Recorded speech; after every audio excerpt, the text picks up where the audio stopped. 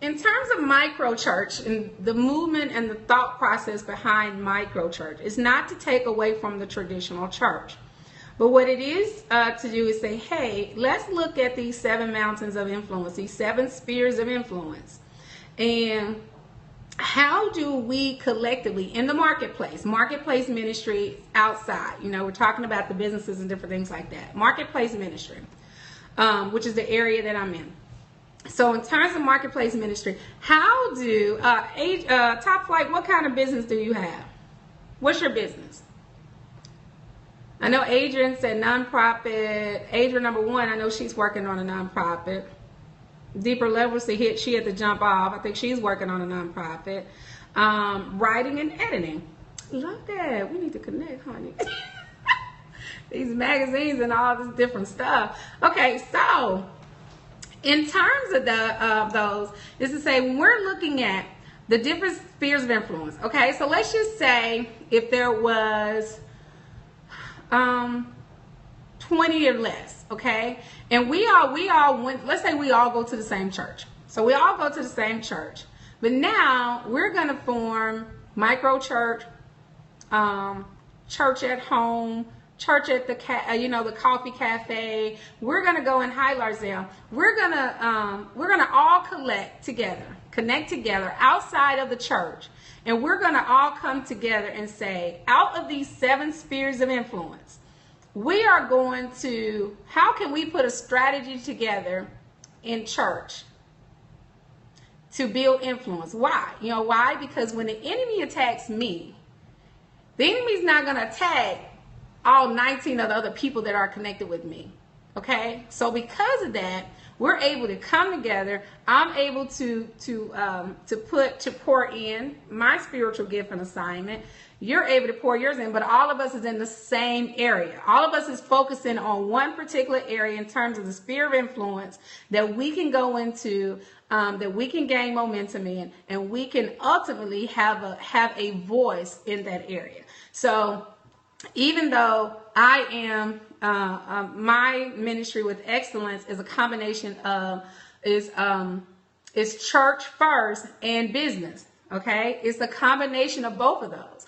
So my goal to connect with the 50 pastors across the country is for me to be able to gain momentum, for me to be able to say, okay, I have this church, and the strategy, the reason that I did that, when I'm picking up the churches, I'm also picking up the members of the church. That's why I'm able to project anywhere between 5,000 to 7,000 new members for my organization. So ultimately what I'm doing electronically, I'm doing micro church.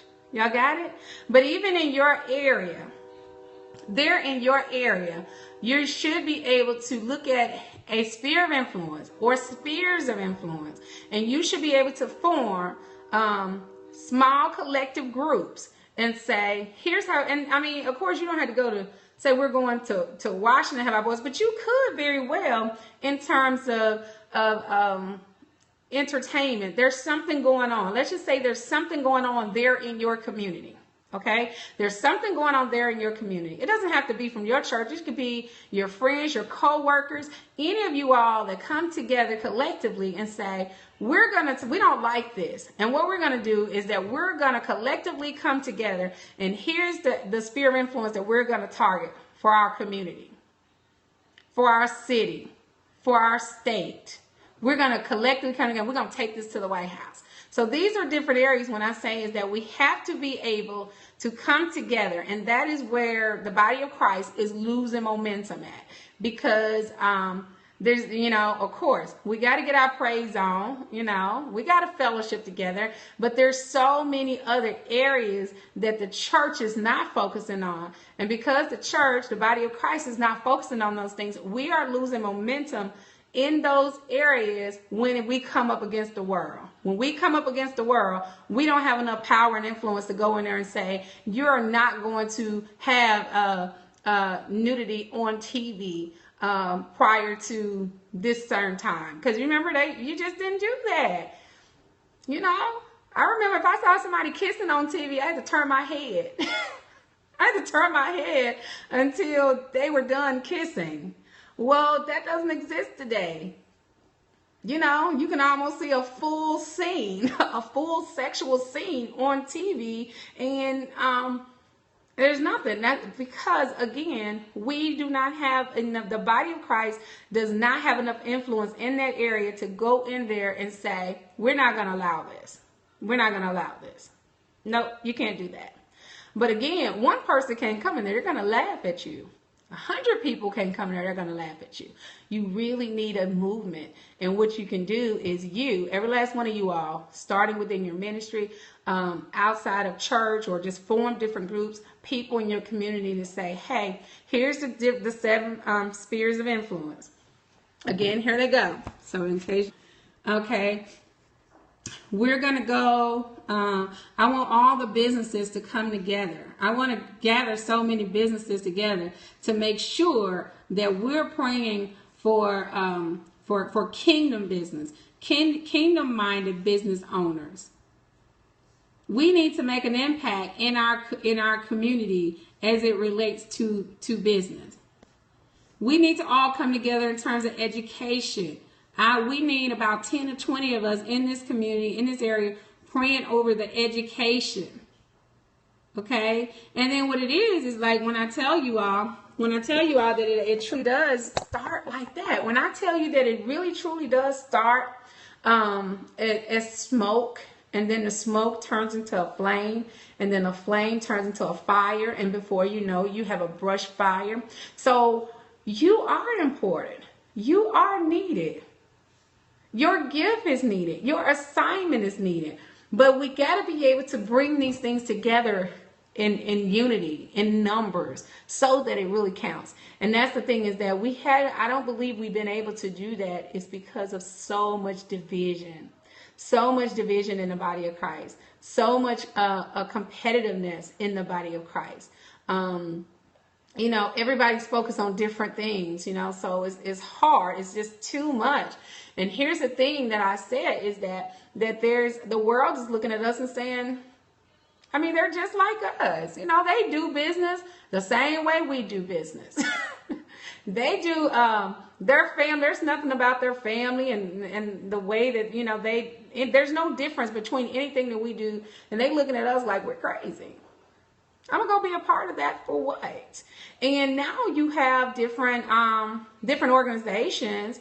It keeps them from taking us serious. So now we have the same organizations that say they offer what the church does. Just like with me, my organization. But God gave me the vision, and I keep God first in my organization. I keep God first in my movement. I keep God first in everything that I say.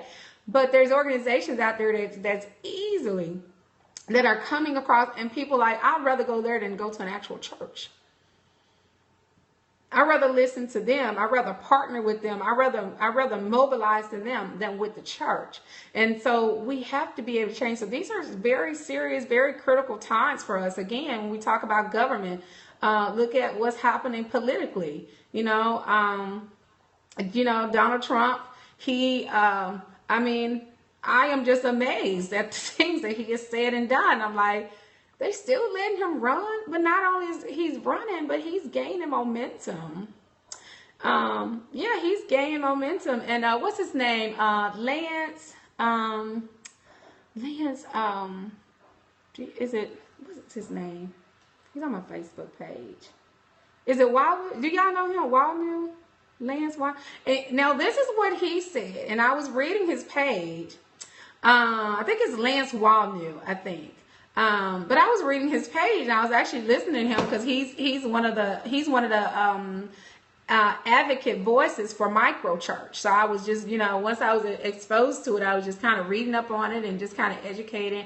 And I always take what I feel like God is saying to me. I don't just go into stuff. It's based upon the assignment that God has me on, and then I do the research and I say, oh, okay, well, I see how that could strengthen my movement that way or this way.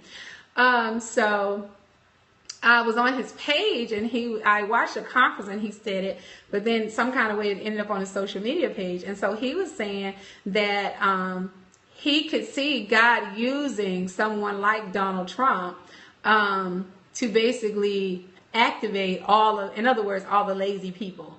That he is so different, so out the box, that because of him, God could use him to make everybody else get on point. And so people are like, well, are you endorsing Trump? And how could you do that? And this and that. And so he just says, God's hands is always in everything. So regardless of what happens with the election, he was just saying from his point of view, that because we have been so relaxed, we have been so laid back as Christians, that the fact that he can say and do the things that he do, and he continue to gain momentum with the world, that things are just that far out of, it's like in no man's land. Like, why are we even seriously entertaining this? How is he really seriously being looked at as the Republican nomination? How is this even possible? But I could understand what he was saying. I mean, as he said it, I was able to relate to the analogy that he gave. And it's just like we have been laid back. And the reason that we can see things happening in this very critical hour is because that voice have not been there. The voice have not been there. Our voice have not been there. And we can sugarcoat it and we can get mad and we can do all these things. But it's all because you are not active. You are in church every time the door open. You are going to service. Sunday, Wednesday night, or whatever the second service is through the week, you are you're and we're supposed to do all these things. I'm not saying there's anything wrong with that, but there is so much more. And for so many years, that is all we were taught to do, to come to church and pray and worship and go home. Pray and worship and go home. And for years and years and years of that, without deliverance, without setting people free, without the church being the hospital, without the church meeting the needs of the people, without the church going into the community and doing outreach, and without the church in the educational system and taking ownership of these spheres of influence, we have lost it. We have lost it. And that's what we are seeing happening in this time right now. But regardless of what happened, we know that God is with us. God has not left us. And even if God says, I'm gonna spank y'all, I'm gonna spank you. I need to do something to shake you all up. I need to do something just that radical that you will say, I gotta get on my knees, I gotta fast, I gotta pray, I got to go grab my kids. I got to go do more business. I got to be able to bring in more income so that I can go and develop this program and take it. We got to do it. We got to do it. So that is what I wanted to talk to you all about. That's what I want to talk to you all about. Do some research on the 7 spheres of influence and really look at it with your assignment and with your gift and say, this is the area based upon what God has given me, my purpose in life. This is the area where I am going to mobilize a movement. I am going to get people together. We are going to pray over our government. We're going to pray over our government. We're going to start this kind of movement. We're going to tackle this kind of issue. We're going to do, get together and just gain unity in numbers. And go after it, because that's the only way. And don't get frustrated if it starts off with 2. Don't get frustrated if it starts off with 2. Just keep, those individuals, they're already moving in those gifts. Connect with those individuals that are already in those areas, and they are a believer, and you say, hey, we got to do something about this. We got to be able to influence and dominate in this area. But we got to go so far up. We got to get high enough on that mountain. We got to get high enough on that mountain that our voice really does count. So that's my move. So if you all, we have different areas, my leaders, we have, like I said, we're working with youth leaders. spiritual